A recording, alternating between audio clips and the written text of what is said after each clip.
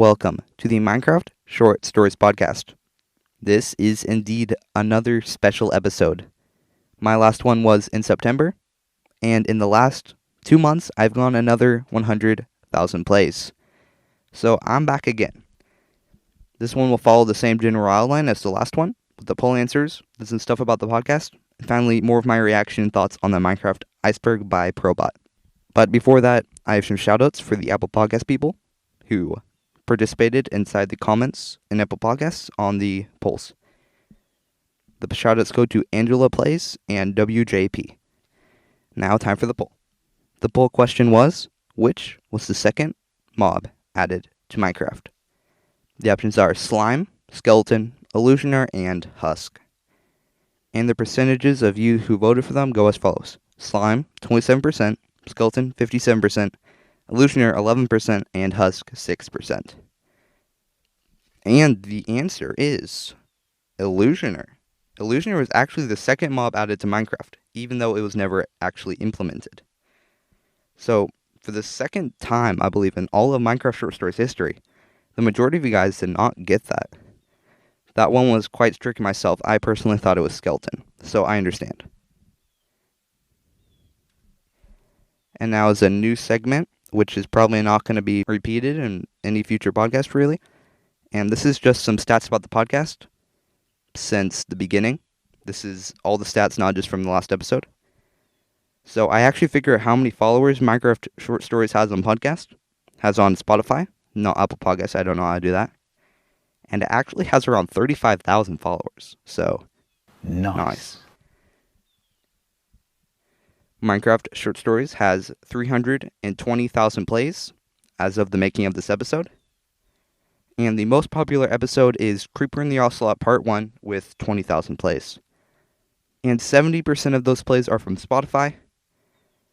And the gender ratio on my podcast is 70%, 60% males and 40% females, which is pretty solid if I don't say so myself.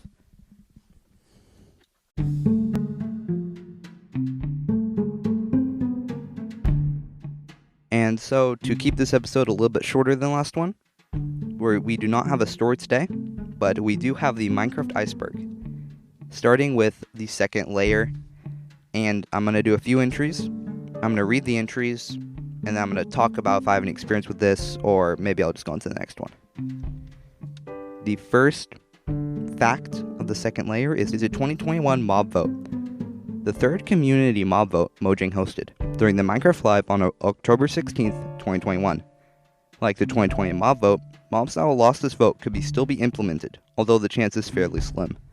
These mobs are the Glare, a grassy ghost-like mob that would alert players if a nearby area is dark enough for monsters to spawn in. The LA, a blue fairy-like mob that will pick up dropped items in nearby loaded chunks based on what's initially given to it, directing them off either near you or at a note block. The Copper Golem, a small utility mob that would press nearby copper buttons in a random fashion. Like other copper items, the mob would undergo oxidation and eventually immobilize, although this could be reversed with an axe or being struck by lightning. The Glare lost the first round with 11.2% of the 1,280,000 votes, and the Ally won the second round with 54%, 54.3% of the 1,173 million votes. The LA is slated to release in Java 1.19. And indeed, it has released in Java 1.19, and I have not even seen them yet. I haven't even tried to either. I just have no use to them since I am not a technical player at all. In fact, I don't usually build a house until I have full diamond armor. And then by that point, I'm bored with the world, and then I start a new world where I do that all over again. So, I don't... Actually, no, I have seen them one time. I've raided a pillager camp, and I've seen them inside one of the cages. So, I've only interacted or seen them once. The next entry on the second layer is the 2020 mob vote. The second community mob vote Mojang hosted during the Minecraft Live on October 3rd, 2020. Unlike the 2017 mob vote, mobs that lost this vote could still be implemented, although the chance is fairly slim. It's the duplicate of the above, but with different mobs. The three mobs were the Moobloom, a Minecraft Earth mob that would spawn in the flower forest along with a new flower, the Buttercup. The mob would also have some interaction with bees. The Isolager, a Minecraft Dungeons mob that would spawn on top mountains, hurling ice clouds at the player. The glow squid, a Minecraft Earth mob that would spawn deep in oceans or bodies of water in caves, illuminating them but not emitting light, similar to the eye glow of Enderman or spiders. The Moo Boom lost the first round with 28.3% of the votes, and the glow squid won the second round with 52.7% of the votes. The glow squid was added as a mob for Minecraft for Java 1.17, along with a new drop, glowing sacks, that can make glowing items, frames, or signs with glowing text. It is widely speculated that the popular YouTuber Dream, whether intentionally or not, influenced the vote by telling the viewers to vote for the glow squid via a tweet that garnered more than 100,000 likes. I mean, to be fair, it's either a retexture of a cow or a retexture of a squid, or you could go with a completely new Minecraft mini boss. So for me, it was pretty straightforward to vote for the mini boss. Even though I did not vote inside this one, I was doing something different. I was busy that day. So I don't know how the glow squid won, but it's fine. I see them a lot. I don't care though. I don't feel like I would interact with the Isolodger either though. This vote was pretty low-key. And the 2019 buy-in vote. The second community buy-in vote Mojang hosted during Minecon Live on September 28th, 2019. Similarly to the 2018 buy-in vote, viewers could vote via Twitter poll to determine the order of priority for each biome update. The three biomes were the Badlands, where tumbleweeds, vultures, and flowery cacti would be added; the Swamp, where mangrove trees, treasure boats, and frogs would be added; the Mountains, where goats, powder snow, and improved mountain range generation would be added. Well, I mean, we already got two of them. We got the Swamp in 1.19, and we got the Mountains. We got the Mountains in 1.18. So I guess now we're just waiting for the Badlands, though. Badlands seem interesting. I don't know if I feel like a vulture would feel too modded, but we said that about the bees in 1.15. Now they're fine. And the Badlands lost the first vote. The Badlands lost the first vote with 14% of the votes, and the Mountain won the second round with 53% of the votes. Featuring for the Mountains were released for Java 1.17 and 1.18, which features for the Slump were swayed for 1.19. So I guess the Mojang developers really like the Swamp, or it may be because the Swamp got a lot of votes. And then we have 3 more votes to go over. This will be fun. The 2018 buy-in vote. The first community buy-in vote Mojang hosted during Minecon Earth on September 29th, 2018. Unlike the 2017 mob vote, where only a single entry will be developed and the rest will be scrapped, all biomes featured in the poll will eventually get their listed features. Viewers could vote via Twitter to determine the order of priority for each biome update. The 3 biomes were the desert, where palm trees, meerkats, and oases would be added; the taiga, where berries, campfires, and foxes would be added; and the savanna, where baobab trees, termites, and ostriches would. So far, we've gone the taiga, and not gonna lie, the taiga seems like the lamer of the 3. But I mean, foxes are nice. So I probably would have also voted for the taiga too. The desert lost the first round with 15.2% of the votes, and the taiga won the second round with 65% of the votes. And features for the taiga released in Java 1.14. Quite happy there was this one. I was way too young to vote on this one. I was probably 6, 7, I don't know. It was 1.14. Actually, I was probably 9. So, yeah. This one, happy with. Can't wait till we get the desert and the savannah updates, though. It's going to be awesome. And then the 2017 mob vote. The first ever community poll vote Mojang hosted during Minecon Earth on November 18th, 2017. Viewers could vote via Twitter poll.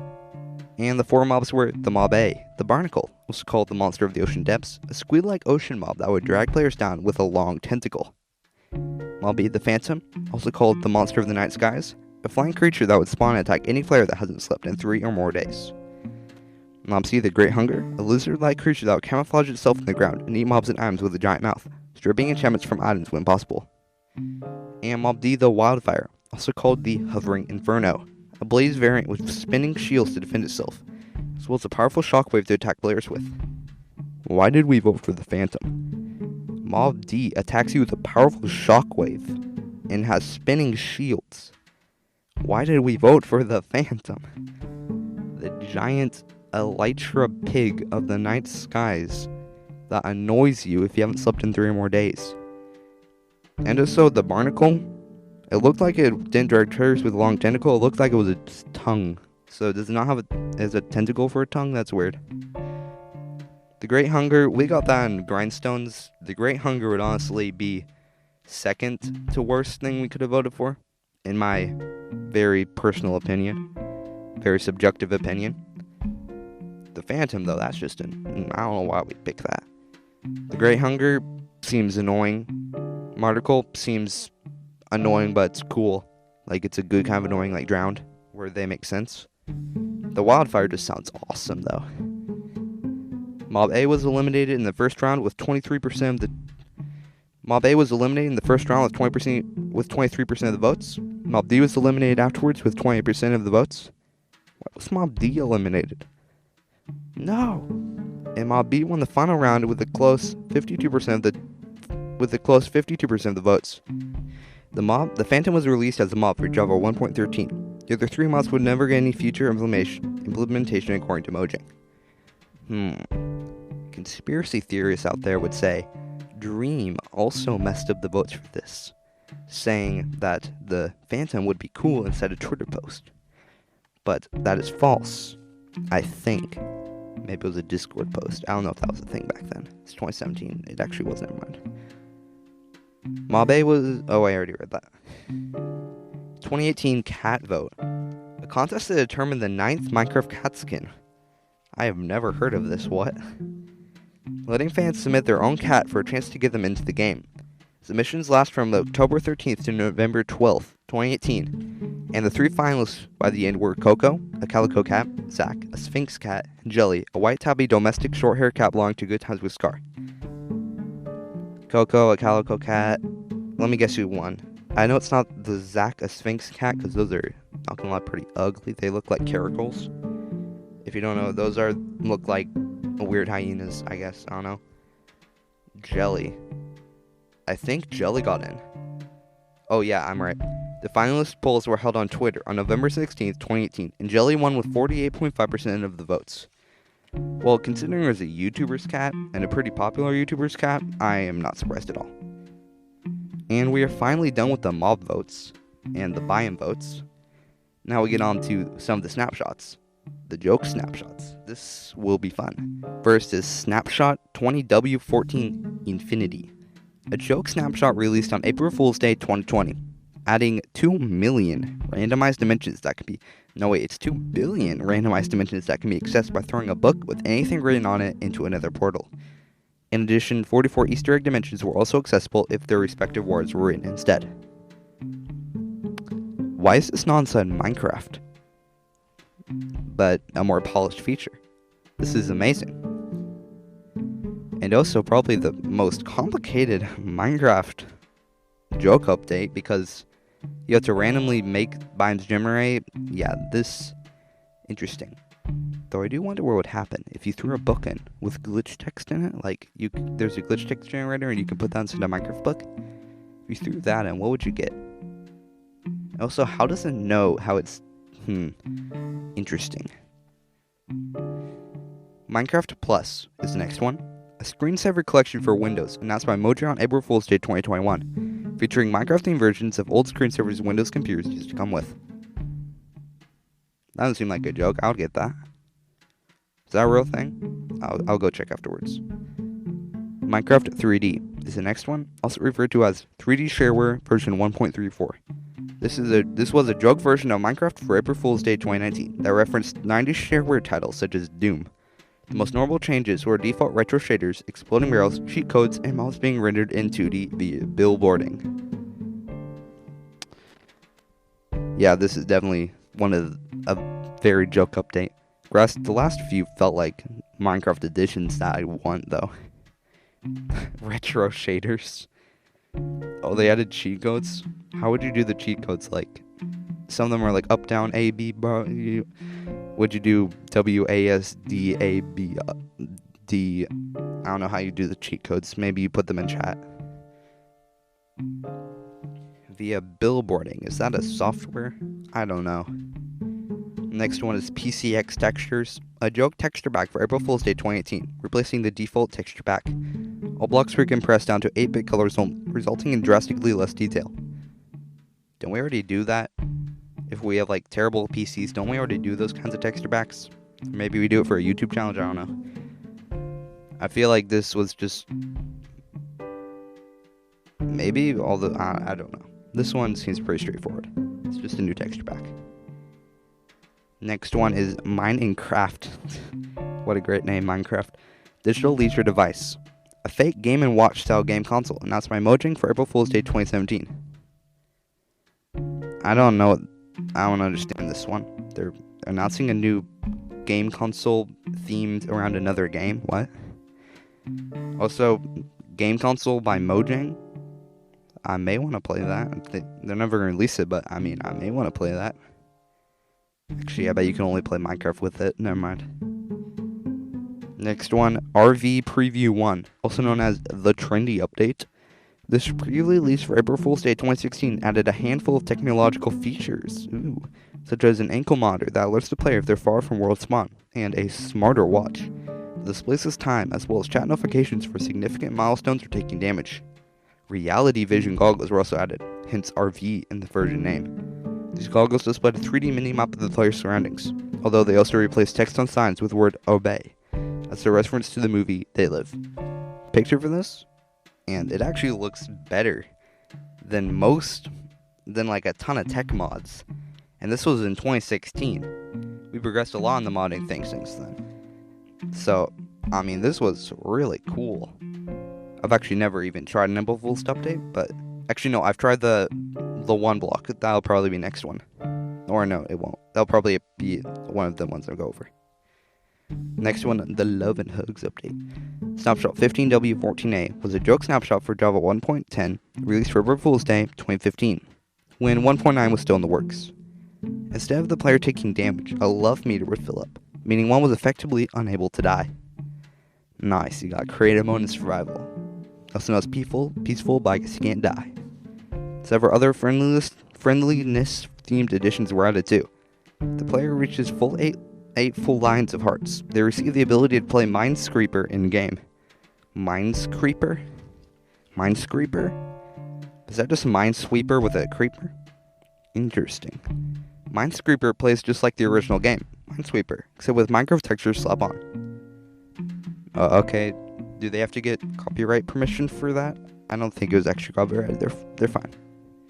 Next one is TEAV SRP, short for the Element Animation Villager Sounds Resource Pack. That's a long name, dang. On April Fool's Day 2014, Minecraft became heavily villager controlled. Player skins were temporarily villager themed. In-game music was added based on villagers, and all sound effects were replaced with villager noises, recorded by Element Animation Studios. Although not related to TEAVSRP, Johan Bernhardsson, a developer for Pocket Edition, shared an image of the player bouncing a basketball for April Fool's Day as well. That sounds really annoying. Villager noises are already annoying. Imagine breaking a block and there was just... Next one, Java Edition 2.0. A pre-release for the fake 2.0 version of Minecraft containing several joke changes and features, which was released to various YouTubers for April Fool's Day 2013. Minecraft 2.0. Minecraft 2. Still waiting on Terraria 2, but at least you can play Minecraft 2. Next one, Mince Raft. I think we're out of the joke updates. They didn't have the one block pre-release snapshot of 2022. That one was good though. Mince Raft. The title screen has a 1 in 10,000 chance of displaying Mince Raft instead of Minecraft. Never seen Mince Raft, but I wouldn't have noticed. I don't even think I've played Minecraft. I've definitely not opened the launcher for 20,000 times. 10,000 times. Dimension Layers.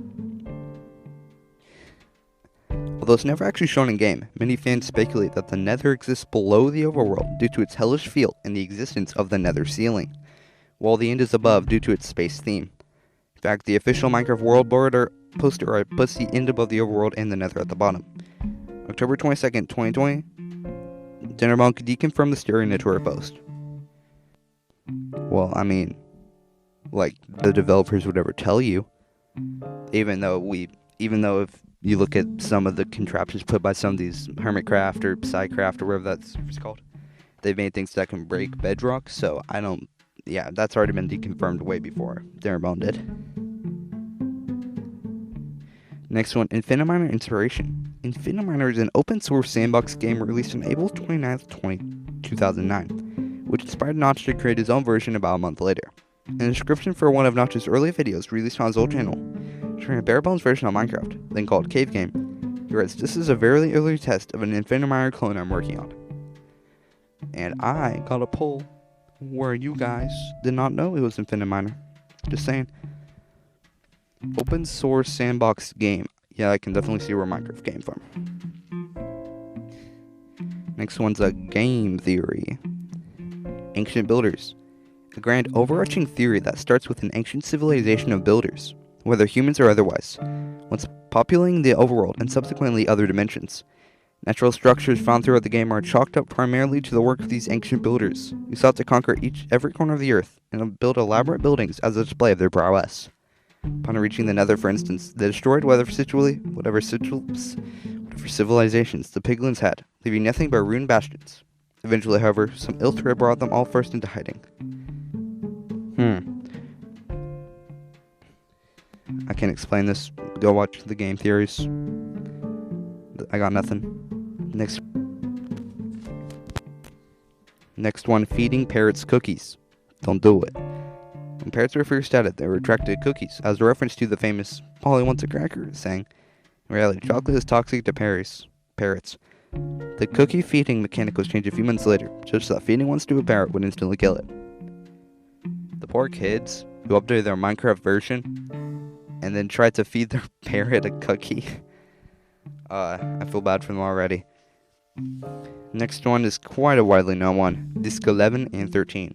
Disc 11 is a broken music disc with creepy audio that's way different from all of the other discs. The sound at the end is theorized to be from either an Enderman or simply a scratch on the disc.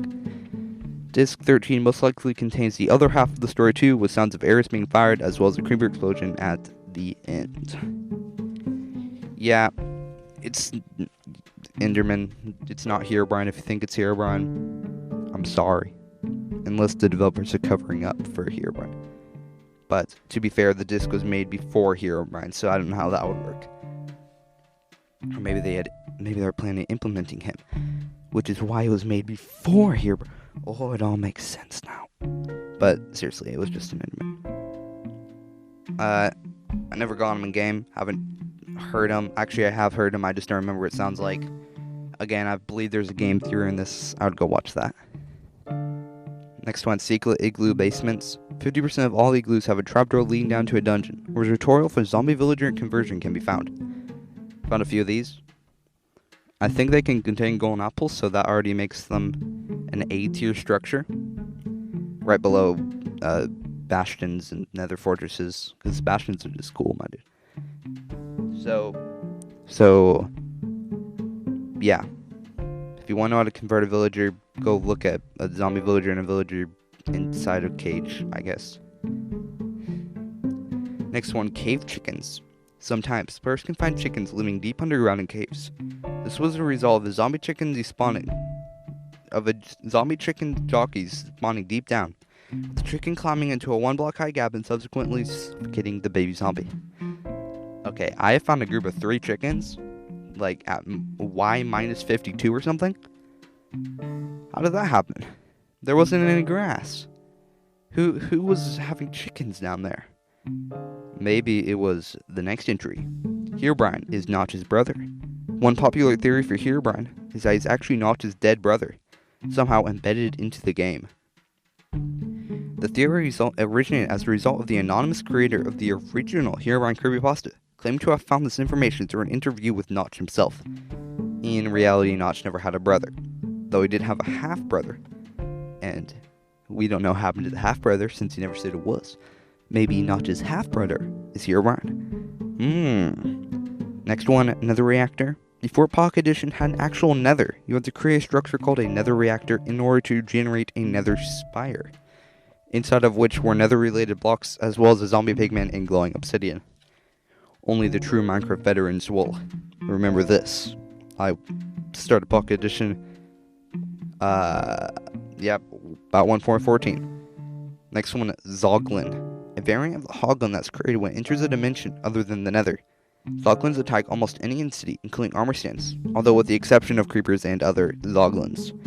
Much like Hoglins, piglins also turn to zombified piglin when they enter the overworld or the end. Never seen one? Sounds like I don't want to see one. They attack everything. Interesting mob. It's kind of just the Johnny Vindicator, or maybe Vindicator. But it's a Zoglin, so it's automatically worse, since you can never get anything past Johnny. And then the final one, sand speeds up sugar canes. Even though some would believe that sugarcane grows faster on sand, as that is where it naturally generates, it actually grows at the same speed regardless of what base block it's planted on.